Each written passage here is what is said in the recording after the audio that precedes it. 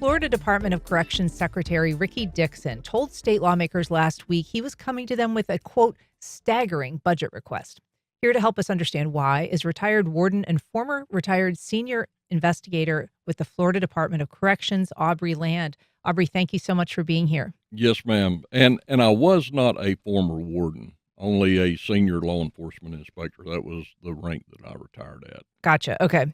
So you retired in 2016. You had about 30 plus years in Three. law enforcement. Um, and you worked at a number of facilities. Throughout the state, I was in and out of most every facility in the state. I think you ran me through Mayo, Columbia, Hamilton, Cross City, Jefferson, Taylor, Wakulla. So a bunch. A lot. Yeah. And you're still active. You testify sometimes as an expert in civil cases. So you are still kind of connected to the system. As I mentioned, Ricky Dixon told the meeting last week of the Senate Appropriations Committee on Criminal and Civil Justice that this funding request, staggering is what he called it, but he said this is not a want or a need like some other requests. This is a must to keep the prison system operating safely. It is staggering. I can understand the need for it. We have multiple facilities throughout the state of Florida that has been damaged in recent storms. Mayo Correctional Institution, Taylor Correctional, and many others along the Gulf Coast have fallen into disrepair. There's significant damage. Those were great investments that we made in our system. We have had a reduction of inmates in the last 10, 15 years. We went from a high of about 101,000 down to 83,000, and now that's climbing back up. Some of the projections are that there'll be 10,000 additional in the next 12 to 18 months. With that said, we have to make the repairs on the facilities that are damaged. I would have to believe that's a very accurate amount, somewhere in the $500 million range. This is a issue of facilities, and in part repairs, but it is very much an issue of safety. One of the things that Ricky Dixon told lawmakers was that assaults on staff in the last few years are up 49%, and that assaults on inmates on inmates is up 50%, just a really alarming increase. He said that the agency is managing about 100,000 more inmates than it did a decade ago with the same staff, and that leading to just an insufficient patrol on duty when people are overseeing inmates. Well, the number of correctional staff in our prisons have dropped drastically. Retention of staff is probably one of the biggest problems facing the department today. Mm-hmm. There's many factors that goes into that. A lot of it is the criminal element that you talked about a moment ago. Not only the assault on staff and the inmate on inmate violence, but we also have criminal gangs who operate within every facility across the state. The introductions of contraband is staggering. It is a multi-million-dollar industry. Unfortunately, many of our young staff members who have been hired recently get involved in relationships with inmates. A pack of cigarettes selling anywhere from $200 to $300 a pack inside of a facility entices correctional staff to bring the cigarettes in, sell them to the inmates. Once that happens, then they have to continue that enterprise with the inmate, fearing that they're going to get caught, and eventually they will. That is part of our turnover, and that is a lot of the reason that we're seeing the amount of violence inside of our prisons, whether it's against inmate on inmate staff or whether it's Because people who are working there are compromised by these gangs. absolutely. Yeah. And that is an unbelievable amount of money. I mean, one of the things to think about there, and I'm sure is part of the equation, is when someone is being offered $300 to bring in a pack of cigarettes, that's a day's wages for these fellows. That's not, and women. I mean, Yeah. it's not a little bit of money, and they are not paid an enormous salary. It has not been necessarily a wage that's kept up with adjacent states like Alabama. No, we had a lot of problems with administrations leading up to this point. Under Charlie Crist, he basically gutted the department. He was not giving any type of raises. Rick Scott follows, and he wanted to privatize the entire Department of Corrections, and he gutted us further. Um, Recently, Governor DeSantis has invested a lot of money back into the Department of Corrections. His first secretary was Mr. Inch.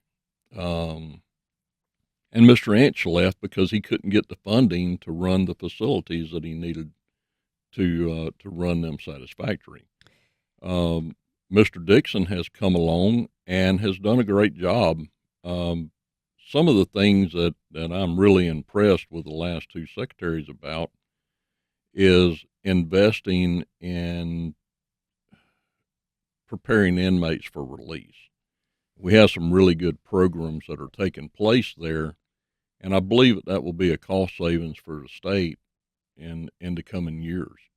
One of the things that Ricky Dixon told lawmakers was, we have a staffing problem because we have a staffing problem. And it was sort of this idea that, when people are working in a place where they're being forced to work in unsafe environment, they're being forced to work mandatory overtime in a lot of situations, that they're getting burned out. But he also talked about just the, staff to inmate ratio, particularly having very young people. He was describing teenagers supervising as many as 150 inmates by themselves.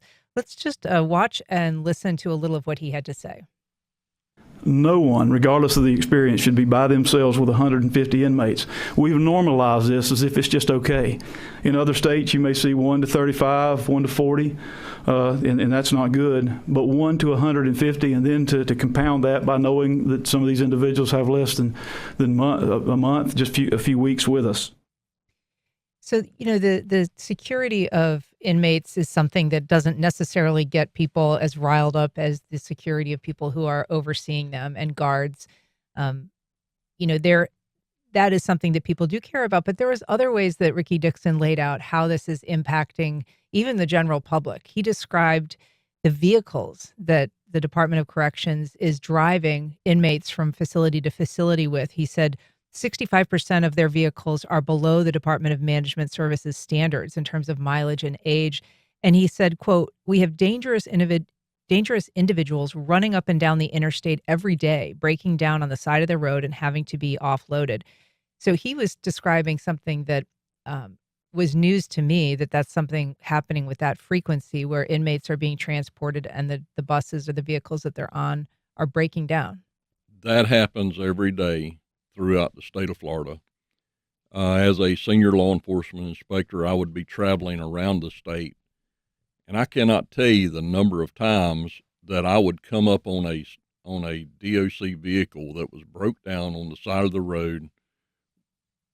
You may have lifers inside that vehicle, maximum custody inmates, have two corrections officers in that van, and they're on the side of the road broke down with 12 inmates inside of it. And I have stopped many, many times and waited till we could get another bus there. The vehicle fleet that we have in the Florida Department of Corrections, I would venture to say if OSHA come in and checked them, they shut half of them down. They're horrible. And Mr. Dixon is absolutely correct. We need to upgrade our fleet. We need to upgrade our staffing levels. If you're just joining us, we are talking to former prison inspector Aubrey Land about the prison safety situation and a recent staggering funding request by the FDC secretary. You can join our conversation by giving us a call at 904-549-2937 or by emailing firstcoastconnect@wjct.org. We have a call from Mark on the South Side. Good morning, Mark. Go ahead. Hey, good morning. Mr. Lamb was talking about this just a moment ago about retention of correctional officers, the low pay, and how they may get somewhat enticed by bringing in contraband for the prisoners. But my question is, does coercion ever come into play where gangs may threaten a correctional officer's, family, friends, that kind of a thing, and basically coerce them into those bad actions? Thanks, Mark. Well, to answer Mark's question, I have never seen that. Now, I'm not saying that once a corrections officer has put themselves in that position, if they attempt to renege on the agreements or stop bringing in drugs, then yes, there is a lot of intimidation. You have outside gang members who can go anywhere and do most anything. So there is one case in the state. I'm not allowed to talk about it because there's still litigation related to it. But we know that resulted in death. So The death of a corrections officer yes, as like a retaliatory measure? I can't go into it very much, but the officer was involved in criminal gang activity, bringing in contraband and other things of that nature, and then tried to stop and ended up dead. We've got a call from Stephen at the Beaches. Good morning, Stephen. Go ahead. Hi, good morning. I was wondering, are there any advocacy groups that you guys know of that are trying to help the prisons and change these conditions that I could perhaps get involved with? Stephen, thanks. Aubrey, I mean, I know Florida Cares is one big kind of prisoner advocacy organization that works on behalf of trying to, maybe help conditions or at least help people communicate about issues. Well, and there are some programs that allows volunteers, like chaplain services and stuff of that nature. The faith-based program has really been pushed in the last few years. The success rate of faith-based for inmates has been astronomical. The inmates who are completing these courses have a less likely chance of returning to custody once they're released. So yes, but it would normally be through the chaplain type services. One way that connects this issue to the general public that also came up during the discussion last week was the issue of roadside maintenance, which became, a big thing, kind of a success story that the state had for a while where inmates would help maintain roads, clean roads. That has largely ended. Ricky Dixon said that agreement with DOT is because they need every staff member in the facilities and they can't spare anybody to take inmates out on work crews and do that maintenance. And so he was saying, I don't think he brought it up, but a lawmaker did ask about it. And he was saying, that's one of the ways that we're no longer able to kind of turn this system into any use currently because we don't have the staff. It was a great program. We had work camps at every major institution. I think almost every work camp is currently closed. And it is because we do not have the manpower, like Mr. Dixon said, to supervise these work crews. Yeah. One thing that comes up a lot in conversations around the conditions in the prison is air conditioning. And that was something that, in fact, lawmakers last year, moved ahead on trying to get some air conditioning in some of the prisons that don't have it, which are many. The governor vetoed that. But interestingly, even the gentleman that spoke at the meeting last week representing employee unions said, that's not what my people are concerned about. He said, sure, AC is nice, but, Ricky Dixon said, first of all, it's not feasible in some of these facilities that don't even have windows that close, and so, I mean, it's more than cost prohibitive, it's sort of moot, but, the union representative said that the 2 calls that he gets are over, the lack of, sufficient pay and their safety concerns about not having enough staff working with them. That's what he hears about. He said nobody's talking about AC. I would venture to say that no correctional staff are complaining about the air conditioning.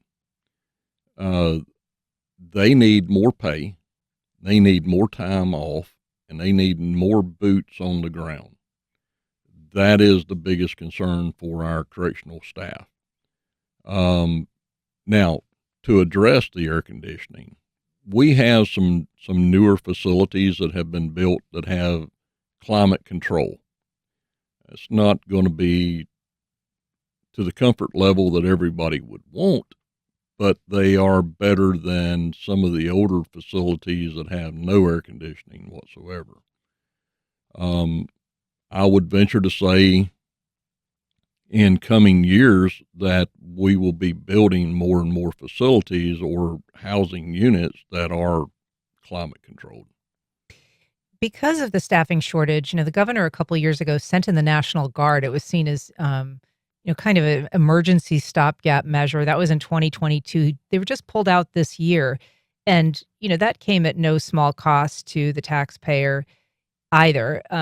But there's a sense that the staffing situation is at least stable now. What do you think it needs to happen next in order to, I mean, do you think a lot of hiring is still needed given the amount of overtime that's being used? We're going to have to see more hiring of correctional staff. I do want to address what the governor did with the National Guard. That was the bravest move that he could have made. We had correctional staff that were in diresome need of relief, and he activated the National Guard. He put them in positions that we could actually reduce the amount of overtime our officers were working. But also in that, just like on death row, you know how many National Guardsmen we had assigned to death row during that point in time? 26 National Guardsmen on duty 7 days a week inside of death row. And that was just to operate the row itself. And what does that indicate to you? One, death row is way too expensive. Two, our staffing levels at that point in time, I had spoke to a warden, and we were over 160 staff members short at that facility. I think that has been increased or decreased in recent months, but it doesn't matter what it cost to put the National Guardsmen at our correctional facilities. It was well worth the investment. It seemed to me watching that committee meeting that a lot of Republicans were surprisingly open to the idea, or perhaps not surprisingly, but generally are a little bit more resistant to the idea of large outlays. They seemed to accept the idea that a lot of money was going to be needed. One thing that hasn't really happened is serious conversations about, decarceration, reducing the number of people either in prison by releasing them, whether it's geriatric release for older people, parole, which is sort of a fiction in Florida, or putting fewer people in prison in the first place.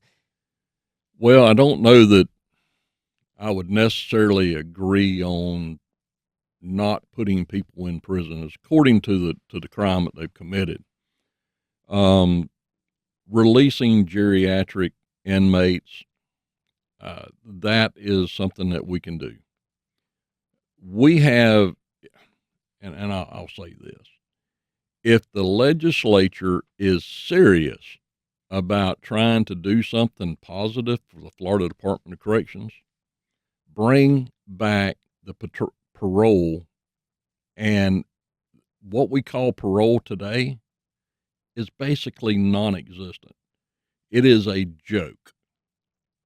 And we have somewhere in the neighborhood of 3,000 to 4,000 inmates who are currently eligible for parole. Some of these guys have not had a disciplinary report in 40 years. We should clarify, I mean, Florida got rid of parole in 1983, and so the people that are eligible for parole are these very old cases. Yes, they are old cases, and some of them are more recent, but it was juvenile offenders who were sentenced to life. Now they're being resentenced, and they're eligible for parole. But to give you an example, I reviewed a parole report. Inmate had not had a disciplinary report in 40 years. 40 years. This guy had helped all kind of other inmates in adult education programs. He has done exceptionally well. They deny him parole because of his institutional conduct. That's a joke.